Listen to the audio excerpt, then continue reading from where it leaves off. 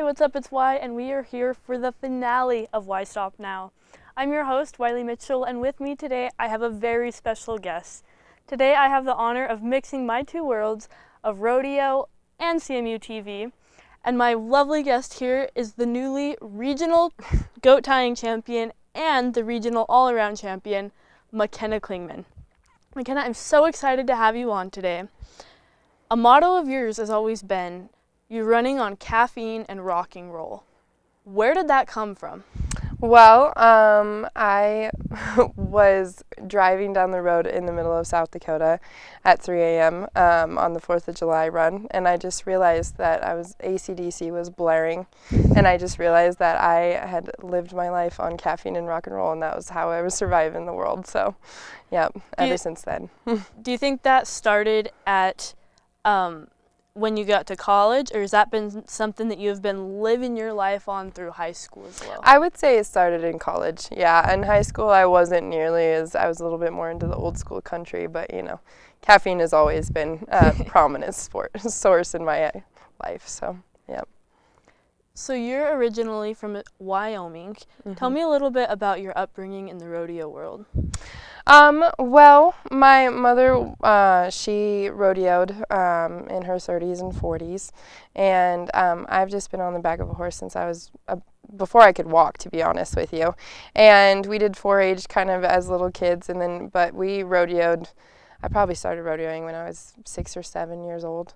And I mean, it's just been a staple in our life, and just the way, you know, the way we grew up, and, you know, I've never really known any different, so, yeah. So now you've got here to college. You did it all through high school, right? Mm-hmm. So you're here at college, and you compete in 3 of the 4 events. Yes. Tell me what those events are, and explain them to somebody who might not know what they are. Okay, so the first event I compete in is goat tying, and it's where I jump off a horse and then go tie 3 legs of a goat together, and it's kind of crazy and wild. Breakaway is the second event that I do, and I stay on the horse, but I go on rope a calf, and then my rope breaks away from my horn, and the calf just runs free. And then team roping is where I have a partner, which is you, Miss Wiley Mitchell. And my partner heads the steer, and then I heel the steer, and then when the rope comes tight, that's our time. So what's incredible about you is most people have one strong suit, one event that they really are outstanding in, and the other ones, I mean, they might be okay at, but they're not quite as good.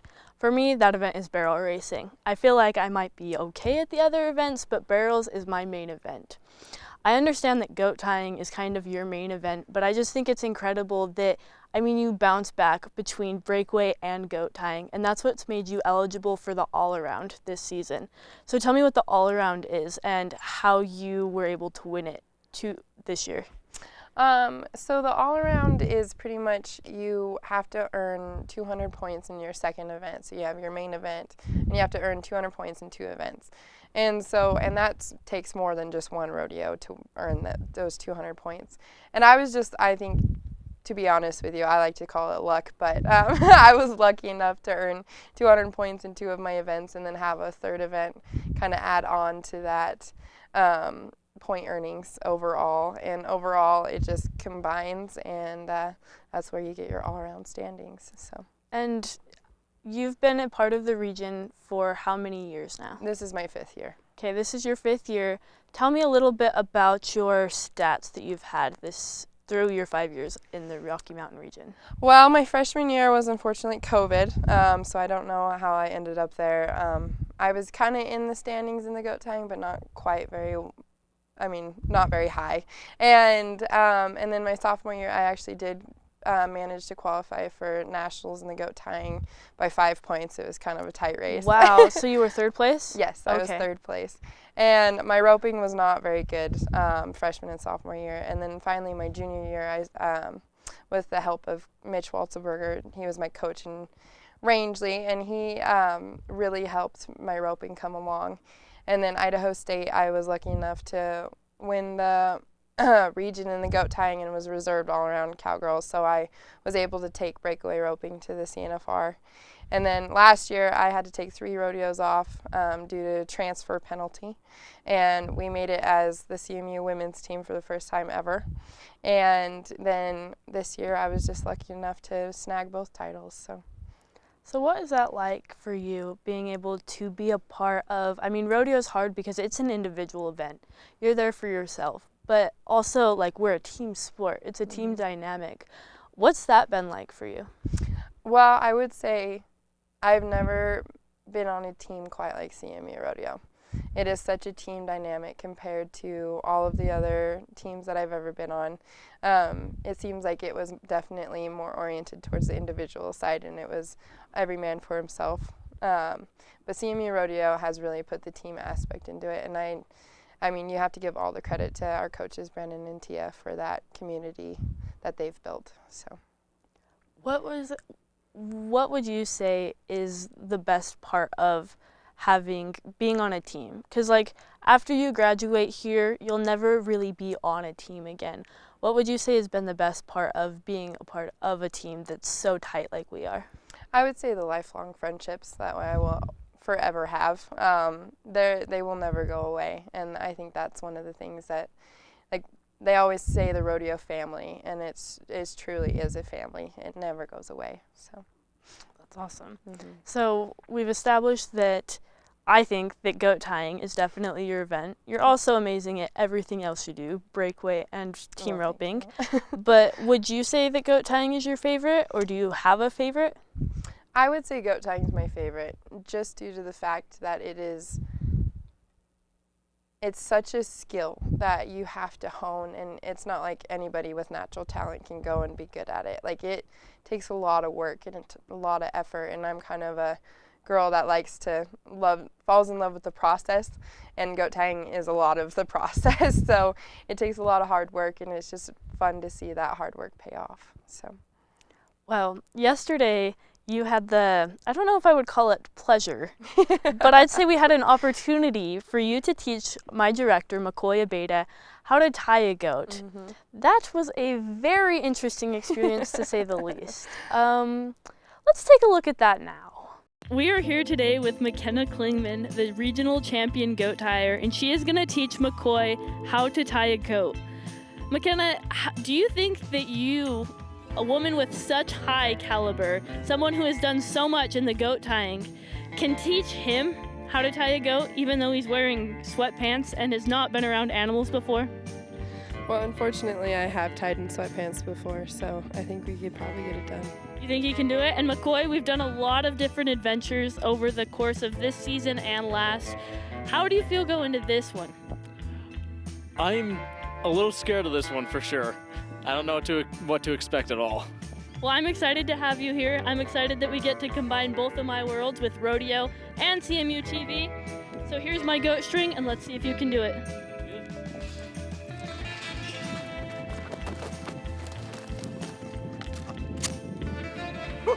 This is your goat string. This part is the tail end, and this is your tail end, and then this is your mouthpiece. So you put the tail end through your belt loop, which you don't have, but just stick it down in your pants if you can. I'll figure it out.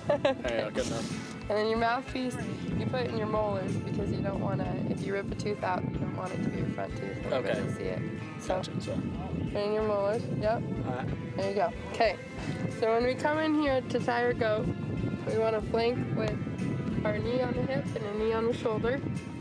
And we flank him, bring him up, and set him back down. And I land on him with my knee on his hip and my knee on his shoulder. Okay. And then bring the back legs on top of the front legs, right like this. Okay. Okay. And then wrap once, wrap twice, and then see your two posts here?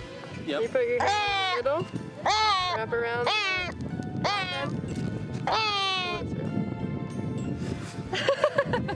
Oh boy. Over it.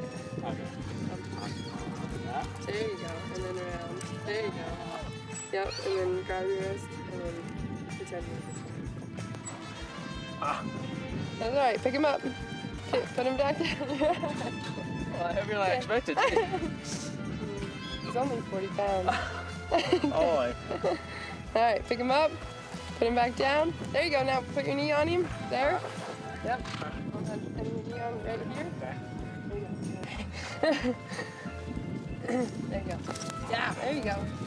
So roll him over a little bit. There you go. Yep. Now put your knee on him right here. There you go. Now back legs in the front. Yep. There you go. So once, twice. There you go. Nope. Nope. There you go. Round. Yep. Through.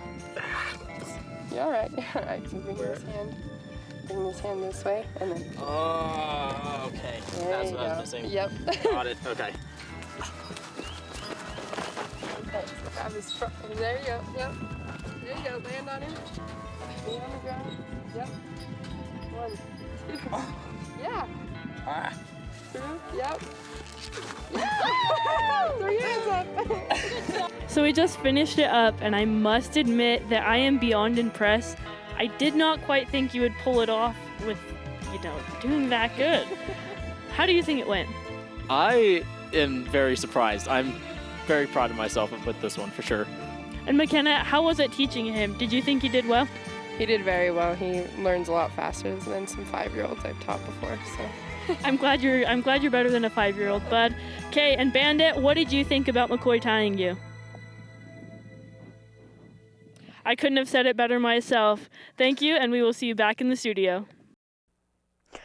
Well, I'm glad that Maccoy did better than a 5-year-old. yes. But, tell me, it's just us here talking now. Really, how'd you think you did? Well, I've put on a lot of goat tying clinics and taught a lot of people how to goat tie. And to be honest with you, he tied the goat 3 times and got it down pretty darn good. I was completely shocked. Sitting there watching him, I was like, how did you pick that up so fast? Yes, and he's especially kind of naturally talented at what he does. It's incredible. Yes, I can tell.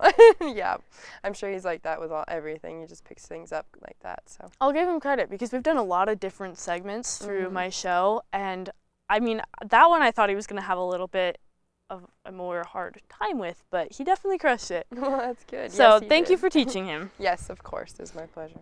So, what made you decide to come to Colorado Mesa University?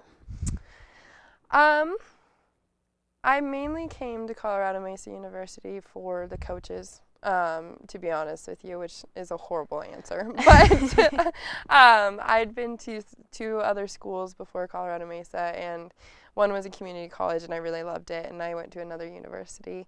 And just the culture of the rodeo team and just the culture of the whole school just wasn't a fit for me. And I've known Brandon and Tia for a little while. I met them my freshman year since we rodeo in the same region. And I just loved that their upbeat personality, and they were just so welcoming, and just even though I wasn't on their team, they treated me like I was on their team. And so it was July, and I actually saw Brandon and Tia at an amateur rodeo in Craig, and I was like, you know what? I think I'm going to come rodeo for you guys. And so Brandon said, well, let me make a few calls, and he made a call, and the next day I had a spot on the team, so it was pretty awesome. Yeah. That's incredible. And I mean, what a blessing it's been for the team to have you. Yes. It's been an incredible 2 years, and I'm so glad that you've been able to spend them here at CMU. Beyond rodeo, let's talk a little bit more about you individually, you outside of rodeo. What's your major? My major is in business administration. And what is your plans after college?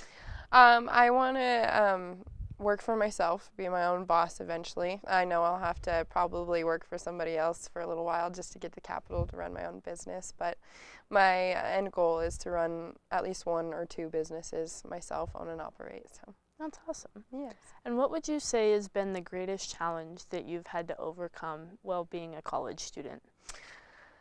I would say probably the mental side of things, especially in the rodeo arena. The mental game is, as you well know, is very, very important. You can have all of the skill and the ability in the world, but if your mind's not right, then, the success is not going to be there.